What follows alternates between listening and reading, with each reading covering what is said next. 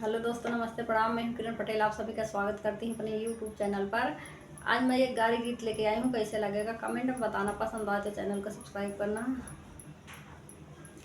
चला भारी लाई, चला भारी लाई, पानी गगरिया में। चला भारी लाई, चला भारी लाई, पानी गगरिया में। चला भारी लाई, समधि के बहिनी ये सब उरानी निना तनिकौला जानी खो जइयार नगरिया में। चला भारी लाई, चला भारी लाई, पानी गगरिया में। चला भारी लाई, चला भारी लाई, पानी गगरिया में। चला भारी लाई, दुल्हे का बहिनी ये सब उरानी तनिकौला जानी खो जइयार नगरिया में। चला भारी लाई, चला भारी लाई, पानी गगरिया में। चला भारी लाई, चला भारी लाई, पानी गगरिया में। चला भारी लाई,